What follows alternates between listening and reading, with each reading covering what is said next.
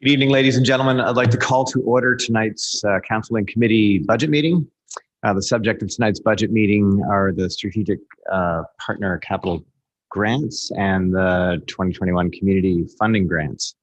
I'd remind Council that if members of Council must disclose if they have a conflict of interest in any matter which is the subject of consideration before Council. Councillor Rogers, I believe you're declaring a conflict on the Community Funding Grants recommendation. On the strategic partner. On the strategic partner. Yeah, Okay. so I'll just move myself to the first part of the discussion. Sure. Do we, those items are currently embedded in the same resolution. Do we have a motion from the floor to separate them? Moved by Councillor Mallet, seconded by Councillor Keenan, that the strategic partner capital grants and its sub-resolution be separated from the 2021 community grants resolution as presented. On the question? All those in favor? All those opposed? So be it. Thank you, Councillor. The first item we were going to consider tonight then is solely the 2021 Strategic Partner Capital Grants. And we will be led by a PowerPoint presentation by Alicia Keating. Alicia, please. Thank you, Mr. Chair. So as mentioned, I will lead you through the budget recommendations on city grants. There are two committees who sit down and review all of the grant submissions, and the results of those will be contained in the presentation tonight. So to walk you through the Strategic Partner Capital Grant policy, as a reminder, it's to encourage growth and stability of strong and sustainable strategic community nonprofit organizations in the city, whose purposes and services fit within the municipal mandate. Nonprofit purposes align with the municipal plan and achieves outcomes and strategic objectives within the city's 8 results areas. And the funding supports significant physical infrastructure, capital projects that have a sustainable life cycle funding model embedded in the applications. So this is just a summary of the grants as recommended. It shows the prior years approved. The Beaverbrook Art Gallery Capital Campaign, $50,000 every year. UMB Forging Our Futures, $100,000 commitment there, extended out till 2023. Capital Winter Club, the third of their funding years, I guess, for $75,000. Charlotte Street Art Center, their commitment was completed in 2020. Theatre New Brunswick, their commitment was also completed in 2020. And then I will walk you through the new recommendations. So new for 2021, Science East had a 1-year commitment last year, recommendation for a 2nd-year commitment there. And it's primarily to continue work on the exterior of the building to solidify some of the brickwork there. The Fredericton Loyalist Rugby Club, a commitment of $14,600 for equipment and field maintenance and storage. And one of the added benefits to this is if they have a better field, it actually keeps them on their field and they use less of our field time. So it actually frees up some of our facilities. Branch Out Productions is looking for $3,500 for a lighting panel and flooring in their building. And the added benefit here is it provides more theater space on the north side, which is somewhat lacking. The Beaverbrook Art Gallery has asked for extended funding for an additional 10 years. Excuse me, Alicia, we have a question for Councillor Grandy. Yeah, you were, Mr. Chair. I really don't know where Branch Out Productions is or what it is. Can I just get a little explanation before we allocate any monies to it? Sure, we actually had the same question. They are out of the old co-op building on St. Mary's Street. Yeah, so they actually have a theater company and they do a number of different productions throughout the year, and this would allow them to do more productions.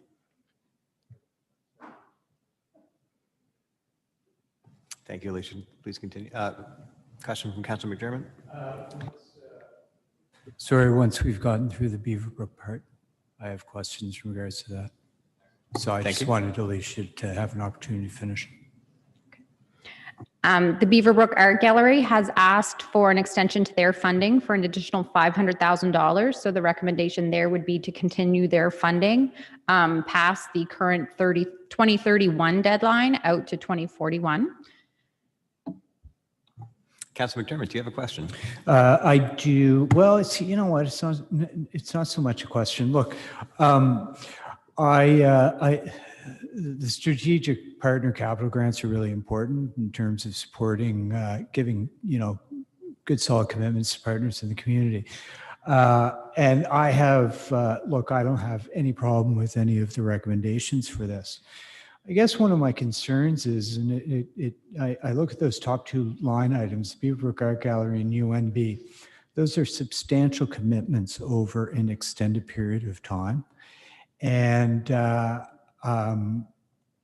again, I think they're meaningful contributions on the part of the city, but I'm concerned about the time. $50,000 is going to be tied up essentially for the next 21 years. UNB, it's going to be 4 years before that 100,000 is freed up, and it's been ongoing since what, 2009. And I guess what I'm offering is not so much a suggestion in regards to the proposals for this year. I don't have any particular problem with it. UNB may just be a matter of a waiting game, but in regards to the Beaverbrook Art Gallery, I would like to, once we've gotten through the budgeting process, to revisit how our strategic partner capital grants are structured and to develop a little bit tighter of a conditions on donations for timelines.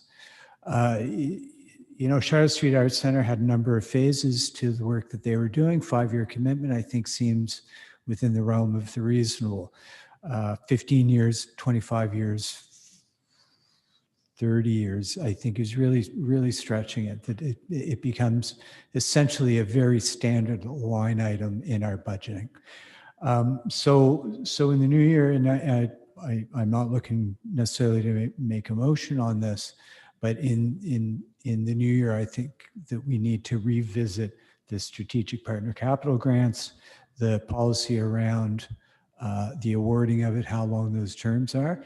And it would be nice if we could figure out a way to accelerate that Beaverbrook Art Gallery contribution to, I guess, free up a little bit more money on an ongoing basis, at least sooner than 2041. Thank you, Councillor. I now have Councillor Henry Millet. Thank you, Mr. Chair. Just clarification, I believe Councillor McDermott says UNB, there's 4 years left.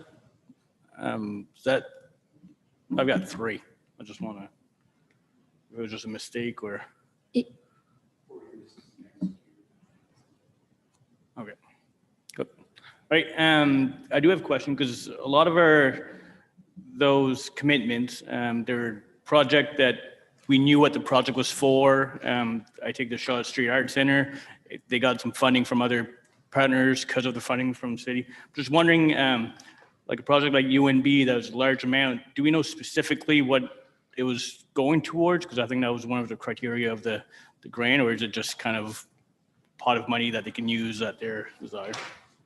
Through you, Mr. Chair, some of these grants were long-standing prior to the implementation of the Strategic Partner Capital Grant Pool. So they wouldn't have applied under the same rules necessarily as the newer grants are applying for. So if UMB were to come forward in 2023 for the 2024 grant process, they would be required to fill out the application the same as everyone else, explaining where the additional funding was coming from, and they would be essentially ranked and given the evaluation criteria like all the rest of them.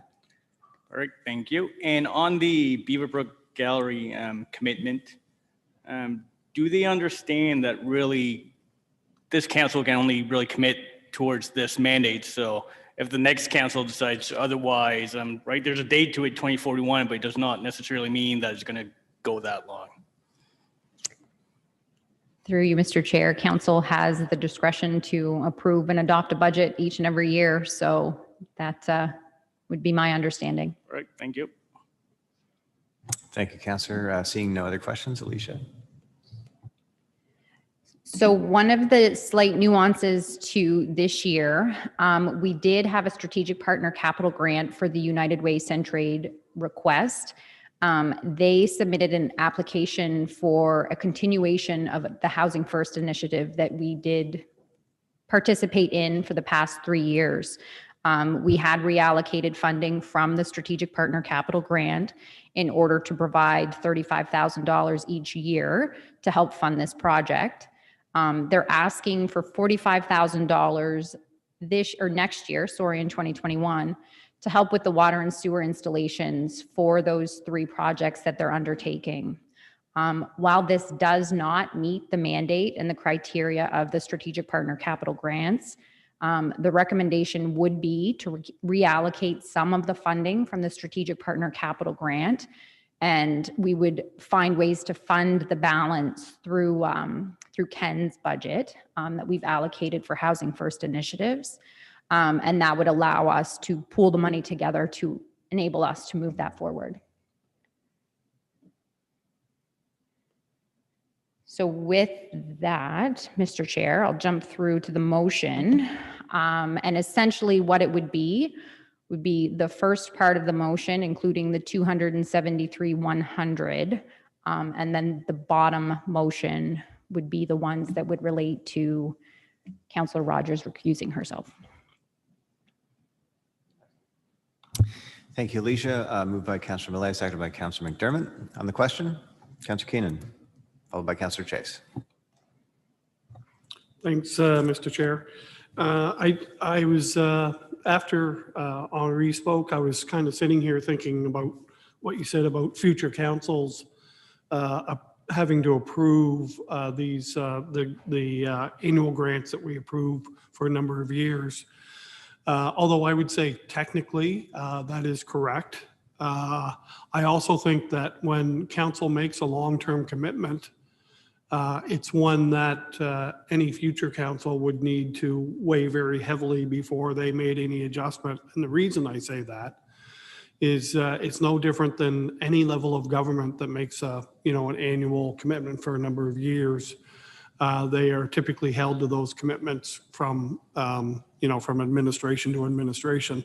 The other reason I say that is if these organizations can't count on us to keep our commitment when we make one, they'll be looking for the funding up front. And in this case, they wanted the funding up front. It was our choice as council to spread that funding over a number of years. So if organizations, again, can't count on that funding being there for the term that the council committed to, then I think it's will be pretty difficult for these projects to go ahead. When we do approve this, it's part of the funding mechanism to build something, and for us to then back out would put a building that's already constructed, would put it in some, I would think, some financial peril, depending on what the organization was. So all that to say, I would just, I would caution council to think long and hard before they ever reneged on a commitment made, even if it is made by a prior council. The other thing I'm struggling with, Mr. Chair, is the United Way Centraid request, and not because I'm struggling with the request. What I'm struggling with right now is that we've determined it doesn't fit under our strategic partner grants. So, but we're going to turn around and adjust our strategic partner grants to meet the commitment. So I don't know if we I don't know if we have a precedent for having done this. Maybe we do. But I wonder whether it just shouldn't have come under. Yeah, so maybe, yeah. Alicia, could you review the precedent that staff's recommendation is based on? Sure. Through you, Mr. Chair, the past years, we've done the exact same thing where we've taken $35,000 out of the strategic partner capital grant and reallocated it to fund that project. So theoretically, I'm just going to go back here to this slide. Typically, the grant pool is for $300,000. For the past 3 years, it's been $264,000 because the $35,000 has been reallocated to the Housing First development. Okay. Well, there's precedent there, so I don't know if it's a good one or not, but it's there. Thank you. Thank you, Councillor. And your earlier comments, I'm sure will have some weight when we move to consider Councillor McDermott's thoughts on how we structure the policy around this after this budget cycle is complete. I next have Councillor Chase, then Councillor Grandy. Yep. Thank you, Mr. Chair. And I think Councillor Keenan really expressed thoughts that I had, following Councillor Malay's question. I do think that these strategic partners rely very heavily on some certainty, in this funding. And, they all, I think in varying degrees, contribute significantly, and a business case could probably be developed around each one of them. It would fully justify, the contributions that we're making. I think we're fortunate to be able to make it in an incremental way over a period of years. I'm a bit concerned about the making exceptions to the strategic partners grant. I think there's a lot of merit in the United Way Centraid request because it fits with previous approvals that council has given, and to the water and sewer. So I think we should be allocating, we should have, instead of taking money away from other potential strategic partner initiatives, we should be funding this on a separate line item. I'm supportive of this funding. I'm concerned that taking the funding for this initiative out of the strategic partner capital funding is a concern, and that we should be finding ways, if they have merit, we should be finding ways to fund them as a separate line item. Thank you, Councillor. Councillor Grandy. Yeah, thank you, Mr. Chair. I guess as a follow-up to some of the history that Councillor Keenan discussed, and I've been here a long time, and the UMB one specifically, and even the other one, they came through, presented the business case, where the money was going and what criteria it was being used for, in a separate sort of way that we used to do it. And so that's how we based our decisions on these long-term grants. And he's right. Most of the proponents want the money up front. Council and its foresight said, it's all about cash flow and making sure debt is measurable and financially viable. So that's kind of the reason that we did that and why it's structured this way. I think, you know, when we look at what Councillor Chase just said, you know, he's got a point, and I think the point was we set this precedent a couple of years ago with the Housing First initiative, and we probably should have separated that out rather than putting in strategic grants or take money away from strategic grants, which goes to the comments that Councillor McDermott talked about earlier. And I think what we need to do is ensure that we have a different process for these long-term strategic grants or whatever you want to call them. So they're separated and they're financially separated in a different line item. And I think when we enter into these, they should be structured, and I'm looking at Chris over there, in a way that when we make that commitment, because it's a building or it's an initiative that's solid, foundational type of item, that future councils can't go back on what's been decided upon on those strategic things. That would be very bad precedent. It would set a bad example for the city and everything else. So I think I'm kind of along the lines of thinking of Councilor McDermott, that after this is over, we should really sit down and seriously understand what our next steps are to make sure that we don't run into a scenario that Councillor Malay brought up, where in future council could come in and say, no, we're not doing that anymore. And then whether it's a thing that's been mortgaged or whatever it happens to be, it gets affected. So if we're going to make a commitment as a council for these long-term things, I think we need to have a separate line item or a separate sided budget where it makes sense.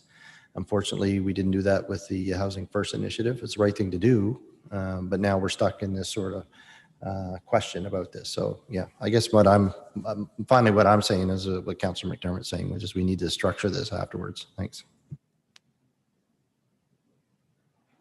Thank you, Councillor. And we are looking at doing this maybe in the new year, if at all. So there's no rush to pile on with support or objections to this subtext of our conversation tonight. That being the case, Councillor McDermott, you're next. Thanks. Look, I don't want to pile on. I did want to build on a couple of comments, I guess highlighted by Councillor Keenan as well as brought up by Henri. We have a moral imperative. Future councils have a moral imperative. I think it speaks to the character of the city. I agree. Yes, a future council could say, no, we're not going to do it. I think that would have, to me, serious implications in terms of the reliability of the city as a funding partner. To that point, though, we allocated another $500,000 to Beaverbrook Art Gallery, and we have just imposed that on 3 councils from now. Right? It's not the next council that's going to be dealing with it. It's not the council after that that's going to be dealing with it. It's actually, I'm not even sure it's the 3rd one after that. It may be the 4th one that is going to have this imposed. So we've made a decision that's going to have an effect on half a generation away of city councillors. So thanks. Thank you, Councillor. Councillor McGarity, you're next.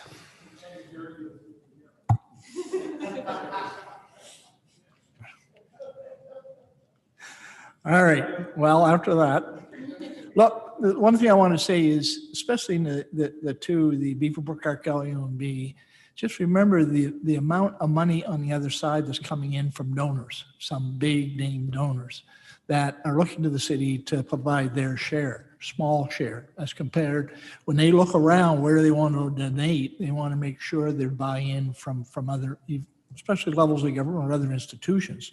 So what that's going to bring is more money into the city, and what they're going to do with the Beaverbrook, that's going to be, if it's not a first-class art gallery across North America, it sure will be when they're finished.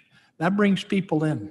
That will bring people in when we're through this COVID-19. So, you know, there's so much investment that this money will get paid back over those 21 years. With UNB, it's important that we are partners with a first-class educational institution in North America, one of the oldest. So, I mean, it's something that we will see with all of the people, the students, from now in the next 20 years or 30 years, what they'll bring in and support the economy of Fredericton. So, I mean, look, we thought long and hard about this, and these 2 institutions that are spreading that out over 20 or 30 years, it's important. It's important. It's gonna, that money will be all paid back. So, I mean, just tourism alone.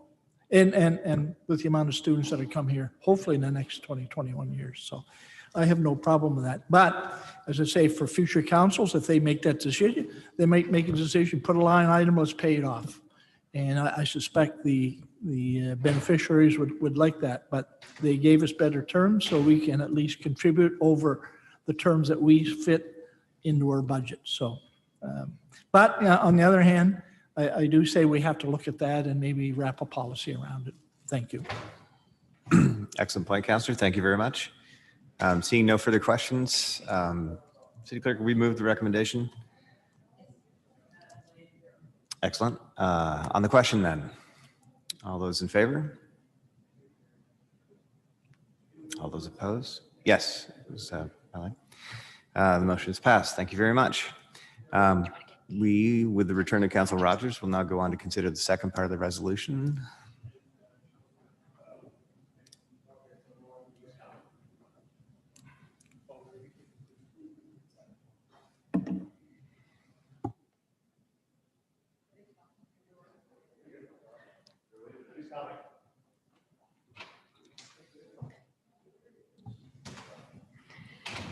So just to continue on with community funding grants, these grants encourage the growth and stability of nonprofit organizations in the city whose purpose and activities align to achieve the outcomes and strategic objectives of livable community and economic vitality. The city does make limited financial resources to these groups or make available and organizations in the form of grants, and the city does not fund social services. Therefore, applications for funding social services are not accepted through the application process. For 2020, just to kind of give you some context around this, 2020 was a very different year for everybody. COVID created, these are Dave Seabrook's words, but an existential challenge for festivals and other nonprofits, and pretty good. Profits in our community. Many festivals across the country aren't expected to survive some of the challenges that they're facing today. In New Brunswick, the mandatory order meant that many of our events had to be canceled or switched to an online type event. The largest events are challenged because they do have fixed expenses, office space, staff costs, deposits for artists, insurance, and licensing agreements. Many of these events had absolutely no ticket sales and very limited ability to generate any revenue. And council's focus throughout all of this was helping businesses and communities weather this COVID crisis. As such, it was determined not to claw back the grants that had already been issued. They're typically issued in January of every year, understanding that some of these events may not be delivered or were not delivered in 2020. Heading into 2021, it is a year of weathering this COVID uncertainty. It is currently difficult to know if any of the festivals or events will happen. We do hope to have a strategy to help sustain these existing events through COVID. Major events have had some time to recalibrate some of their expenses where possible. Staff, city staff are committed to work with the festivals and events as the situation evolves and as mandatory orders relax or get more strict. We recommend not issuing the checks to the events until they're confirmed. So we wouldn't pay them out in January. We would hold off for a little bit. If the events don't happen, the recommendation will be that the city still provide up to 50% of the grant, providing that the festivals or events can provide evidence that they did incur expenses. And virtual events would be accepted, but they would only be eligible for up to 50% of the grant process. And again, showing that there's evidence that the festival or event did have some of these expenses to offset. So within the community grants list, you'll notice there are some changes. There was a decision not to fund any brand new events in 2021, but we did decide to, I guess, fund some of the grants that have been funded through other municipal or other city streams of revenue for these events. So new for this year are the Flourish Festival and the Fredericton Pride Festival. And then there are some changes down throughout with an overall community funding grant recommendation of $270,000 for 2021. Thank you, Alicia. Do we have a mover for the recommendation? Moved by Councillor Chase, second by Councillor Grandy. On the question, Councillor Chase, followed by Councillor Garrett, and then Keenan. Thank you, Mr. Chair. Just for clarification. So Alicia, you commented that no funding would be released to the festivals pending confirmation that the festival would actually operate in 2021.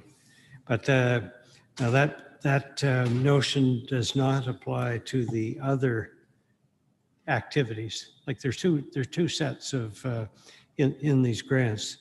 The I don't know how we've categorized them, but they're called other, but they do include things like the Science East and the New Brunswick Youth Orchestra, Bard and the Barracks, and so on. So they would be receiving their funding up front. Is just a confirmation of that.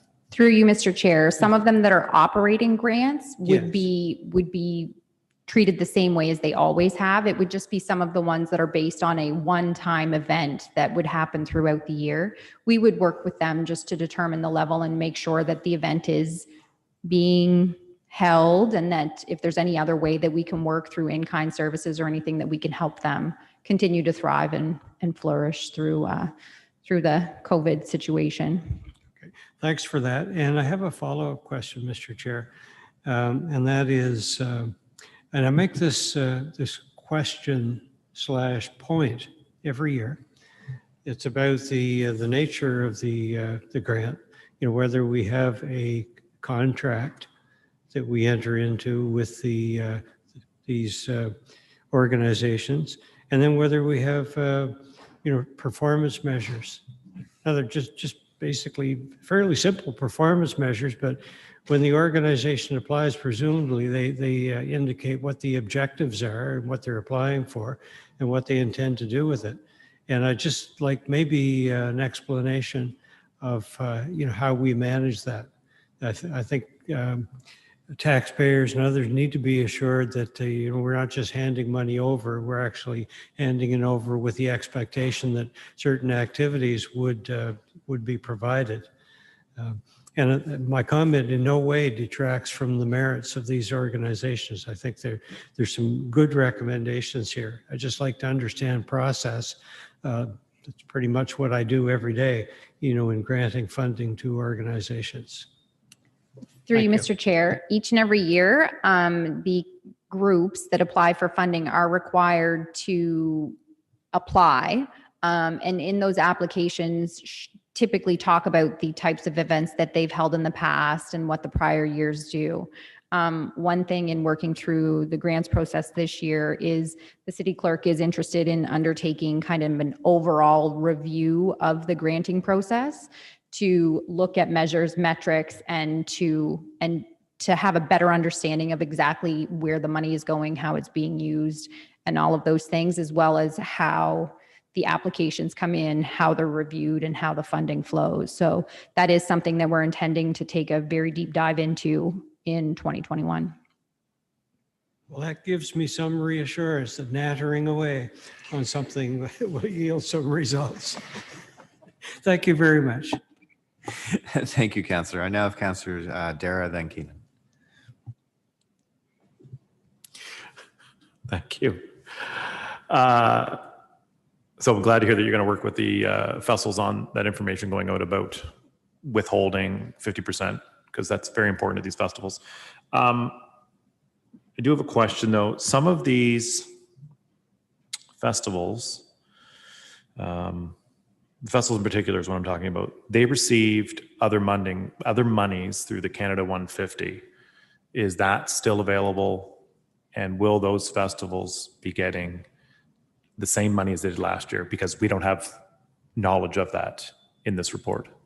Yes, through you, Mr. Chair. There is funding available. The intention through the grants process this year was all of the festivals would be able to remain at the same level that they had in prior years. So there is a little asterisk there that says additional funding is provided through that sustainability fund, which is essentially the Canada 150 fund. So they would be kept whole for 2021. I guess I didn't look into the small print. So thank you for that. I had another question, but it escaped me. So thanks. Thank you, Councillor. Councillor Keenan, please. Yeah, thanks, Mr. Chair. So I certainly, I agree with staff's perspective on how to address the festival grants. I would ask you, Mr. Chair, perhaps the motion though doesn't make any reference to the 50% contribution to these festivals should they not go forward. So I would just leave it whether we need to adjust the amend the motion, or do we just leave it as is with that understanding?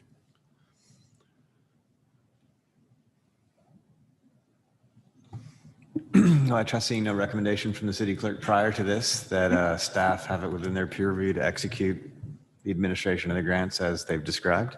Okay, excellent. Yeah, as part of the process, a letter will be going out to all the individuals to highlight what the process is going to be with respect to the 50%. So that'll be included in the information that they get.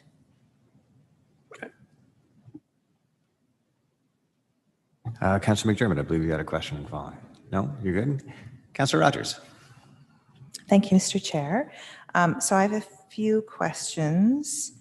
Similar to Councillor Chase, I do this in my day job, so I think we look at it differently maybe than, I don't know.